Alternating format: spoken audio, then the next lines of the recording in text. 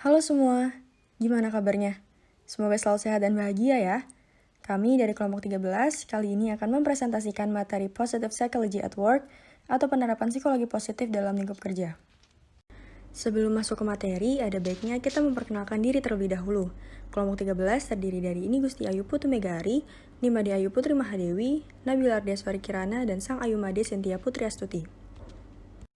Terdapat beberapa poin materi yang akan kami bahas. Di antaranya adalah the changing nature of work, desain ulang pekerjaan, tim dan kelompok kerja, kepemimpinan transformasional, serta mengembangkan orientasi dan perilaku peran proaktif. Yuk simak materinya. Seligman pada tahun 1998 menyatakan bahwa akan mendorong psikologi ke arah hal-hal terbaik dalam kehidupan yang dianggap menarik dan berkaitan dengan perubahan dalam sifat pekerjaan, di mana psikologi dapat membantu kita untuk memahaminya. Barling dan Terrick pada tahun 1995 menyatakan bahwa yang menjadi fokus penelitian adalah mengenai implikasi negatif bahwa stres dan kelelahan, pelanggaran kontrak psikologis, kekerasan di tempat kerja, ketidakamanan kerja, dan pengurangan karyawan akan tetap menjadi topik yang populer untuk melaksanakan sebuah studi. Oleh karena itu, untuk memperluas fokus penelitian, maka peneliti mengeksplorasi sisi positif dari efek pekerjaan secara lebih lengkap. Peneliti percaya bahwa fokus pekerjaan yang sehat dan lebih positif dapat dicapai. Dengan begitu, pembahasan pada bab ini akan membahas mengenai kesejahteraan yang terkait dengan dua alasan sebagai berikut. Alasan pertama adalah konseptualisasi kesejahteraan terkait pekerjaan yang sudah mapan dalam penelitian dan memberikan landasan positif untuk memeriksa penentu pekerjaan yang sehat. Dalam konteks pekerjaan yang lebih spesifik, WAR mempertimbangkan kepuasan kerja, keterlibatan pekerjaan, dan komitmen organisasi yang dianggap sebagai refleksi bagaimana perasaan karyawan tentang pekerjaan mereka sebagai beberapa dari banyak ukuran kesejahteraan terkait dengan pekerjaan. Sedangkan alasan kedua adalah pengalaman kerja yang diartikan secara langsung dari hasil kesehatan mental lainnya dan secara langsung mempengaruhi kepuasan hidup dari karyawan. Fokus penelitian akan terletak pada bagaimana mempromosikan kesejahteraan di tempat kerja dan memeriksa orang di tempat kerja. Dengan menggunakan sebuah model kerja sehat sebagai kerangka kerja dengan tujuan untuk menunjukkan bagaimana praktik dan proses ketenagakerjaan dapat membuat pekerjaan menjadi positif dan menyenangkan. Tujuan lainnya adalah untuk mendorong orang lain agar mengambil pendekatan psikologi positif yang serupa dengan studi kerja dan untuk memajukan pemahaman kita tentang betapa banyaknya manfaat yang dapat diberikan oleh suatu pekerjaan, serta untuk belajar tentang bagaimana praktik dan proses untuk mencapai semua hal ini. Terhadap latar belakang ini, peneliti kemudian mulai menguraikan model kerja sehat yang mencakup perspektif organisasi, kelompok, dan individu pada kesejahteraan yang berhubungan dengan pekerjaan. Pertama, peneliti meneliti bagaimana organisasi dengan semua proses kerja, seperti mendesain ulang pekerjaan, dan dapat mempromosikan perkembangan psikologis yang positif. Kemudian, peneliti memeriksa bagaimana praktik-praktik ini dapat membantu mengembangkan orientasi peran karyawan yang lebih fleksibel, yang diyakini memungkinkan karyawan secara individu dapat menghadapi perubahan dengan ketahanan dan optimisme yang lebih besar. Dalam membahas berbagai tingkat di mana pekerjaan yang sehat dapat dipromosikan, peneliti juga menggambarkan bagaimana perspektif ini secara tidak langsung menghasilkan hasil positif melalui mekanisme psikologis, seperti kepercayaan, keadilan antar pribadi, dan komitmen organisasi. Terakhir, peneliti berpendapat bahwa para pendukung psikologi organisasi berada dalam posisi yang kuat untuk membantu mempromosikan tujuan dari psikologi positif. Selanjutnya, saya akan menjelaskan mengenai the changing nature of work. Hubungan kerja telah berubah secara dramatis dalam beberapa dekade terakhir. Tidak hanya mengubah jenis pekerjaan yang dilakukan orang, tetapi juga ketika mereka bekerja dan seberapa banyak yang mereka lakukan. Bagi sebagian besar populasi yang lebih tua saat ini, pekerjaan jangka panjang adalah sebuah norma. Sedangkan banyak dari tenaga kerja saat ini menghadapi situasi yang sangat berbeda. Di mana bagi banyak orang saat ini pekerjaan semakin melibatkan pekerjaan paruh waktu atau pekerjaan sampingan, pekerjaan tidak tetap, dan karir ganda.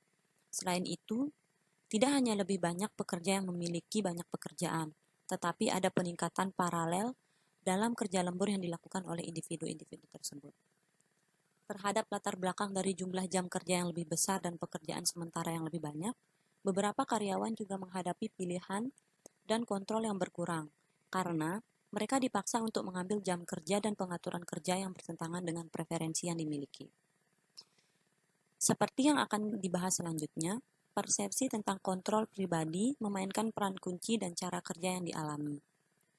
Namun, hasil tak terduga menyatakan bahwa banyak pengusaha tergerak ke arah fleksibilitas fungsional yang lebih besar dengan memperluas dan menyusutkan tenaga kerja agar sesuai dengan permintaan produksi dan pelayanan. Nah, bagi banyak karyawan, tidak hanya kehilangan kendali atas jam kerja mereka, tetapi mereka juga merasa tidak nyaman dalam pekerjaan mereka.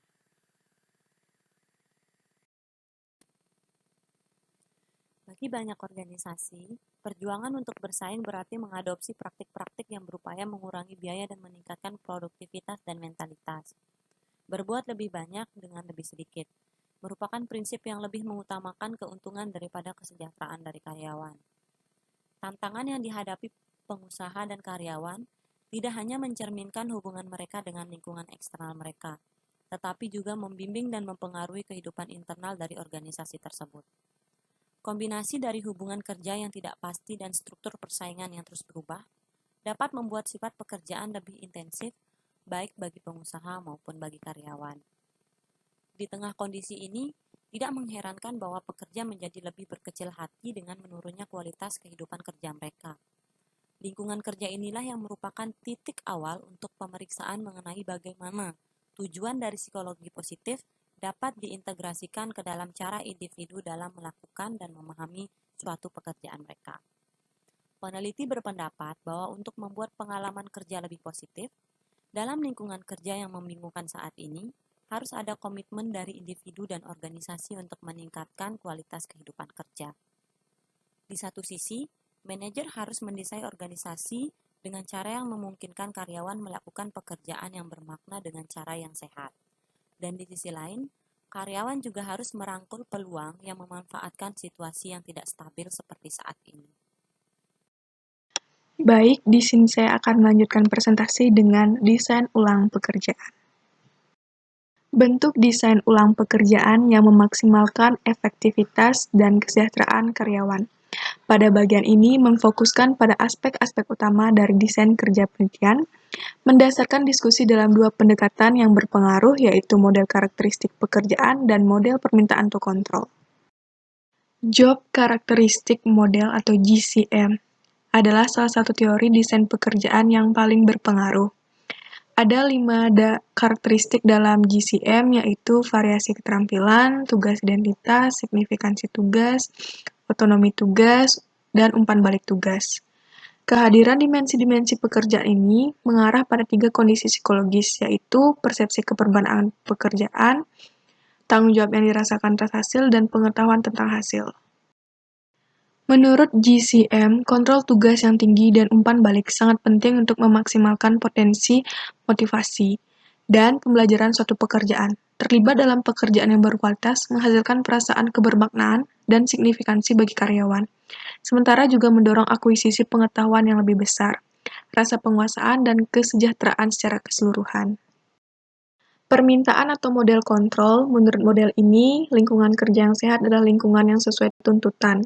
Misalnya, tujuan produksi dibuat dari pekerja yang ada diberikan jumlah keputusan yang sesuai, misalnya kemampuan untuk mengontrol langkah atau model kerja.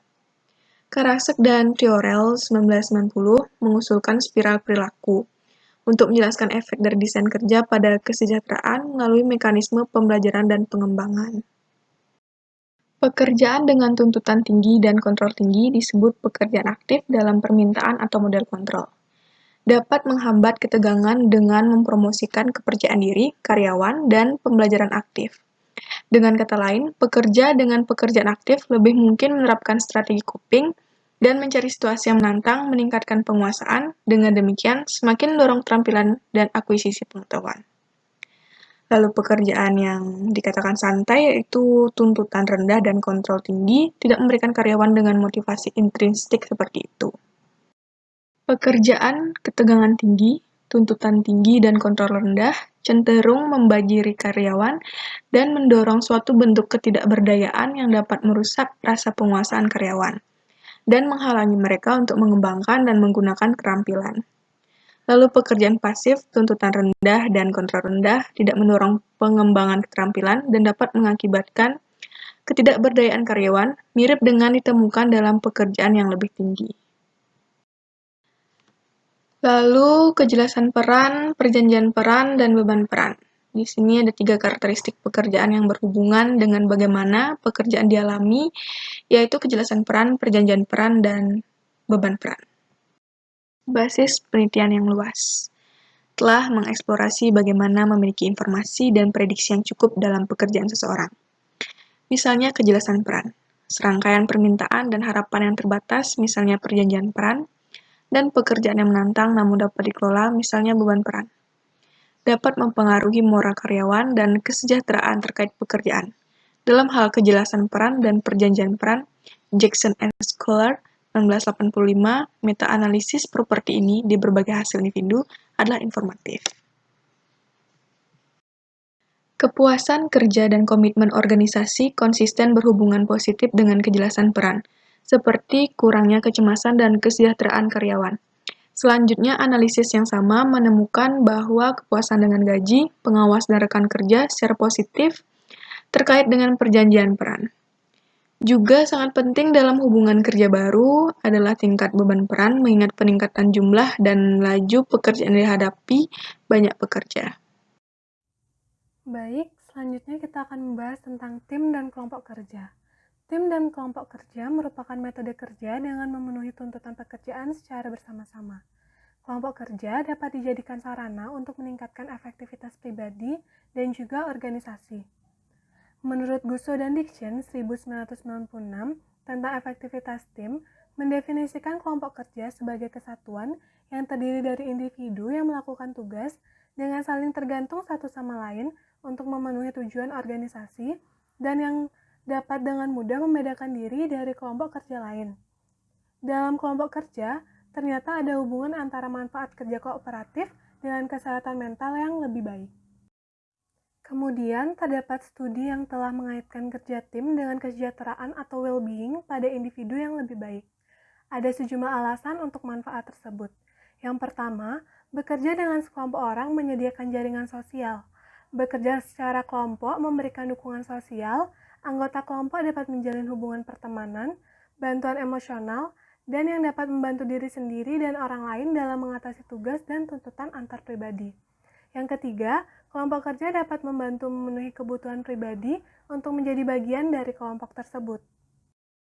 Selanjutnya, terdapat bukti kolektif untuk manfaat inklusi dari kerja tim ini disediakan oleh Carter dan West 1999 yang melaporkan kesejahteraan karyawan yang bekerja di tim perawat kesehatan di Inggris. Dalam analisis cross-seksional, dari 71 tim perawat kesehatan, Carter dan West menemukan bahwa tingkat kejelasan dan komitmen tim yang lebih tinggi terhadap tujuan kelompok dan sebaliknya, proses positif seperti refleksitas tugas dan orientasi tugas memprediksikan tingkat kesejahteraan tim yang lebih baik. Kemudian, dalam studi skala yang lebih besar, sampel sebanyak 2.263 petugas kesehatan dibagi menjadi 3 kategori.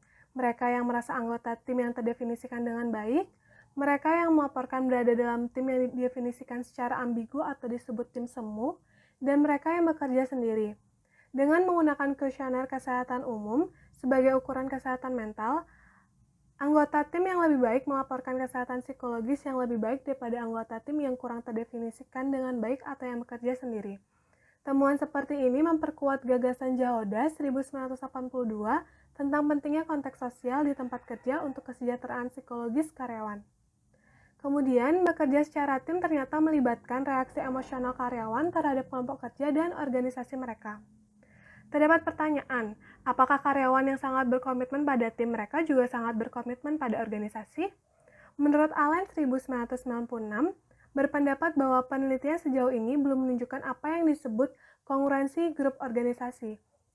Kita tahu bagaimanapun bahwa keterikatan karyawan yang lebih besar terhadap kelompok kerja berkorelasi sederhana dengan komitmen afektif yang lebih positif terhadap organisasi yang lebih besar. Dan bahwa ada hubungan positif antara komitmen afektif positif dalam organisasi dan well-being yang lebih baik. Jadi, dapat disimpulkan bahwa bekerja secara bersama-sama dalam suatu kelompok ataupun tim memiliki banyak sekali manfaat positif, seperti meningkatkan kesehatan mental dan kesejahteraan atau well-being pada individu. Setelah kita membahas mengenai tim dan kelompok kerja, selanjutnya kita akan membahas mengenai kepemimpinan transformasional. Kepemimpinan transformasional merupakan kepemimpinan yang efektif berkontribusi pada kesehatan yang positif pada organisasi. Terdapat penelitian kecil yang berfokus pada sejauh mana kepemimpinan dapat membuat perbedaan well-being pada individu. Ini menghasilkan apresiasi terbatas terhadap nilai nyata kepemimpinan yang positif dalam konteks organisasi. Kepemimpinan transformasional memiliki potensi untuk memberikan kontribusi yang besar bagi kesejahteraan atau well-being pada individu. Kepemimpinan transformasional terjadi ketika para pemimpin meningkatkan kesadaran anggotanya akan visi dan misi yang menjadi tujuan bekerja, sehingga menciptakan situasi di mana anggota akan merasa bersemangat dan tertarik pada tujuan bersama dalam organisasi. Pada kepemimpinan transformasional, anggota dihargai secara internal dengan pencapaian dan aktualisasi diri daripada secara eksternal dengan keselamatan dan keamanan. Selanjutnya kita akan membahas tentang unsur-unsur dari kepemimpinan transformasional yang terdiri dari pengaruh ideal, motivasi inspirasional, stimulasi intelektual, dan pertimbangan individual yang memiliki potensi untuk meningkatkan kesejahteraan atau well-being pada anggota atau karyawan. Yang pertama, ada pengaruh ideal dalam kepemimpinan mencerminkan sejauh mana para pemimpin memilih untuk melakukan apa yang benar. Ketika pemimpin bertindak dengan cara yang mencerminkan pengaruh ideal secara konsisten, rasa saling percaya dan rasa hormat akan dibangun. Persepsi positif tentang keadilan antar pribadi sangat penting bagi organisasi.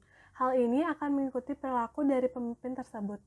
Yang kedua, penggunaan motivasi inspirasional akan meningkatkan self-confidence dan self-efficacy karyawan, sehingga memungkinkan karyawan untuk bekerja secara optimal dalam pekerjaannya. Yang ketiga, stimulus intelektual mendorong karyawan berpikir untuk diri sendiri, untuk menantang asumsi tentang cara di mana pekerjaan terjadi, dan untuk berpikir tentang masalah lama dengan cara yang baru. Dengan memberikan stimulus intelektual, para pemimpin mendorong pertumbuhan karyawan di tempat kerja. Dengan mengutip komentar yang dikaitkan dengan Ralph Nader pada tahun 1976, fungsi kepemimpinan adalah menghasilkan lebih banyak pemimpin, bukan pengikut. Dan yang terakhir, para pemimpin manifestasikan pertimbangan individual pada pengembangan pekerjaan karyawan. Misalnya ketika para pemimpin mendengarkan dan menunjukkan empati yang diberikan untuk karyawan, mereka memperluas bentuk dukungan sosial yang dipersonalisasikan. Kepemimpinan transformasional dari perspektif psikologi positif adalah bagaimana kepemimpinan transformasional mempengaruhi kinerja. Ternyata, kepemimpinan transformasional secara positif mempengaruhi kinerja.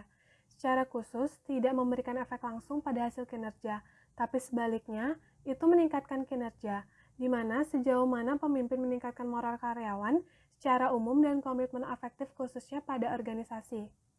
Barling, Moitonho, dan Calloway pada 1999 menyatakan bahwa kepemimpinan transformasional dikaitkan dengan tingkat kepercayaan yang lebih tinggi dalam manajemen dan kohesi kelompok, yang keduanya meramalkan komitmen afektif terhadap organisasi.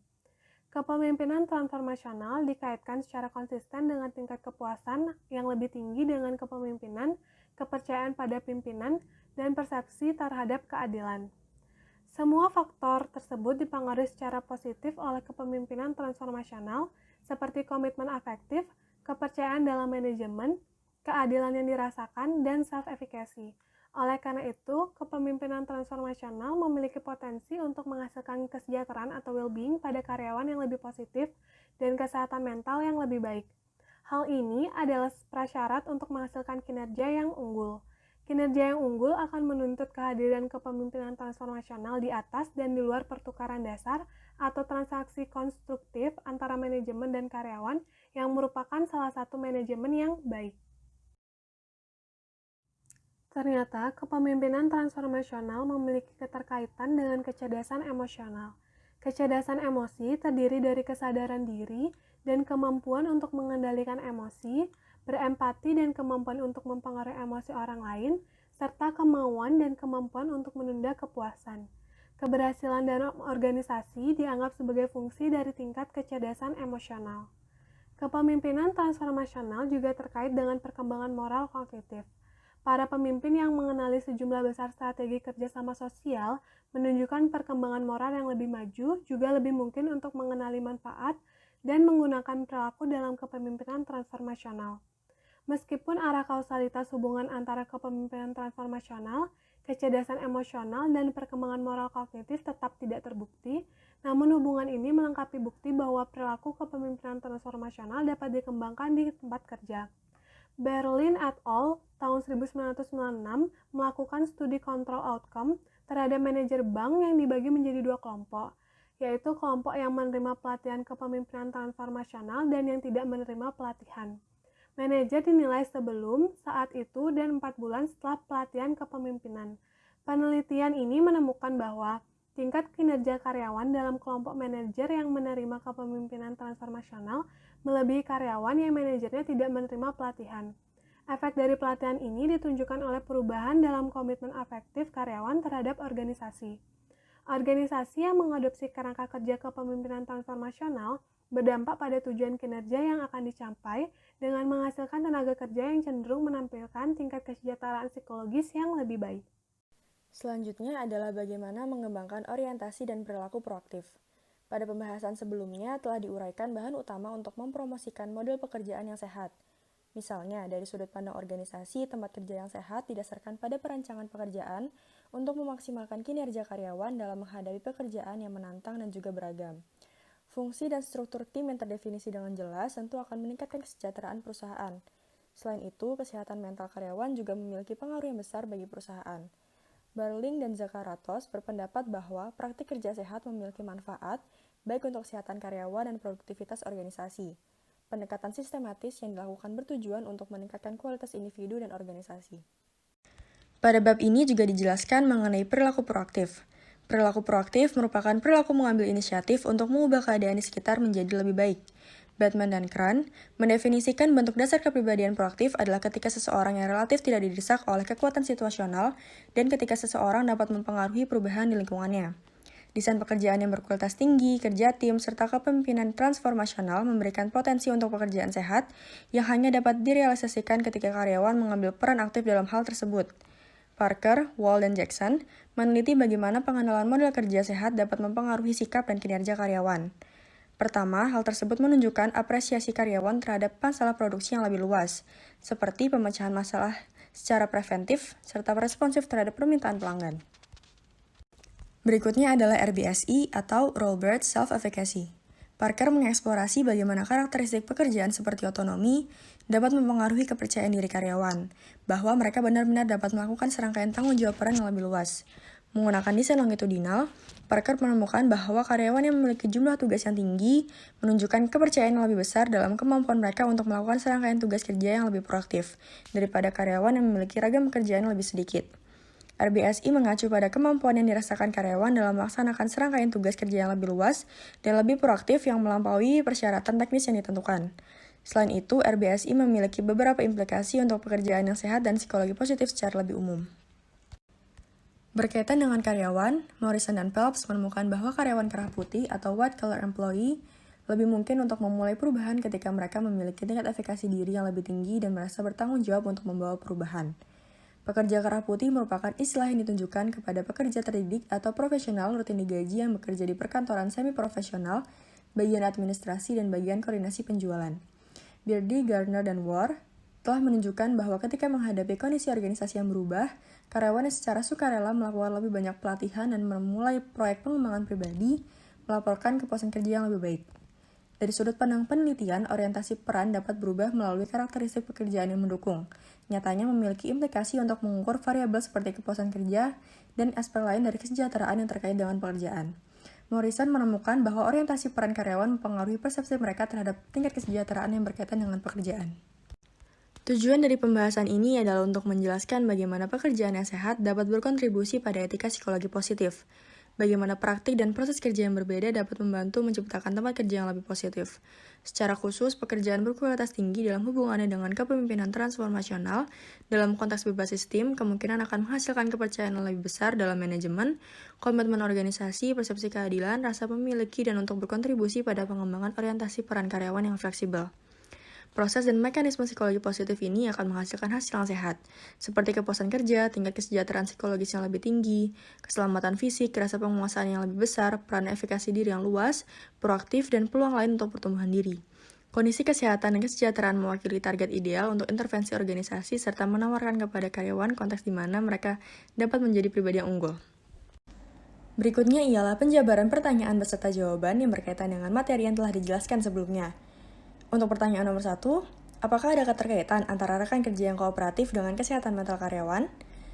Lingkungan kerja tentu memiliki pengaruh positif dan negatif terhadap kesehatan mental para karyawan. Salah satu aspek dari lingkungan kerja adalah rekan kerja. Rekan kerja yang kooperatif merupakan rekan kerja yang mampu diajak kerjasama atau memberikan kontribusi. Ketika rekan kerja tidak kooperatif, maka karyawan lain yang akan menerima dampaknya. Beban pekerjaan tersebut dapat menyebabkan karyawan menjadi stres dan kemudian akan mempengaruhi kesehatan mentalnya. Dengan begitu, diharapkan para karyawan bersikap kooperatif dan saling berkontribusi satu sama lain demi meningkatkan kesehatan mental dan kesejahteraan perusahaan. Selanjutnya, untuk pertanyaan nomor 2, seperti apa umpan balik tugas pada model GCM atau Job Characteristic Model? Feedback atau umpan balik yang diberikan oleh perusahaan kepada kinerja karyawan adalah pengendalian atau kontrol yang dapat meningkatkan motivasi kerja karyawan. Untuk pertanyaan nomor 3, bagaimana aspek psikologi positif berada dalam perilaku proaktif? Dalam konteks psikologi positif, perilaku proaktif dapat diwujudkan dengan bentuk mengambil inisiatif secara positif untuk mengubah keadaan di sekitar menjadi lebih baik. Untuk pertanyaan selanjutnya, langkah apa yang dapat diambil oleh perusahaan dalam menghadapi pandemi COVID-19 seperti saat ini, terutama untuk mempertahankan kesejahteraan karyawan apabila dilihat dari kacamata psikologi positif? Di masa pandemi ini, tidak sedikit perusahaan menerapkan beberapa kebijakan yang memperhatikan tingkat kesejahteraan karyawan maupun perusahaan. Salah satu contohnya adalah pada perusahaan yang bergerak di sektor pariwisata, mereka memberlakukan sistem kerja dengan jam kerja yang bebas, di mana karyawan berhak bekerja full-time atau part-time di masa pandemi ini. Namun untuk menyeimbangkan dengan aturan tersebut, perusahaan memberikan gaji dengan jumlah yang sesuai dengan jam kerja dari karyawan, sehingga karyawan tidak harus di-PHK atau dirumahkan. Contoh lainnya adalah salah satu perusahaan retail yang memberlakukan 3 hari kerja dan 3 hari libur untuk karyawan, sehingga semua karyawan dapat bekerja sesuai dengan shift yang diperoleh dan telah disesuaikan dengan kebijakan baru sehingga karyawan juga tidak akan di-PHK. Untuk menjaga kesejahteraan karyawan, perusahaan dapat memberikan gaji atau upah kepada karyawan yang dirumahkan. Selain itu, agar perusahaan juga tidak mengalami kendala dalam kegiatan operasional dan manajemen, perusahaan dapat mempertahankan posisi yang memang riskan atau sangat penting keberadaannya untuk menjalankan sistem di perusahaan tersebut, sehingga akan meningkatkan kesejahteraan perusahaan maupun karyawan. Untuk pertanyaan berikutnya, dalam kepemimpinan transformasional terdapat 4 unsur yang bertujuan untuk meningkatkan well-being karyawan. Di antaranya ialah stimulasi intelektual dan pertimbangan individual. Dari kedua unsur tersebut, tolong diberikan contohnya. Stimulasi intelektual mendorong karyawan berpikir untuk diri sendiri, menangani asumsi tentang cara di mana pekerjaan terjadi, dan berpikir tentang masalah lama dengan cara yang baru. Misalnya, ketika pemimpin menyerahkan sebuah permasalahan yang menuntut karyawan untuk menggunakan intelektualnya dalam menyelesaikan permasalahan tersebut. Pertimbangan individual dapat diterapkan pada pengembangan karyawan, misalnya ketika pemimpin menunjukkan rasa empati kepada karyawan. Untuk pertanyaan yang terakhir, apakah kepemimpinan transformasional dapat dikategorikan sebagai kepemimpinan ideal? Karena gaya leadership orang pasti berbeda-beda. Setiap orang memang memiliki gaya kepemimpinannya masing-masing. Namun dalam penerapan psikologi positif di tempat kerja, gaya kepemimpinan yang paling baik diterapkan ialah kepemimpinan transformasional. Tujuan dari gaya kepemimpinan ini adalah untuk meningkatkan kesejahteraan atau well-being serta kesehatan mental yang positif. Sekian pemaparan materi dari kelompok kami, kurang lebihnya mohon maaf. Terima kasih.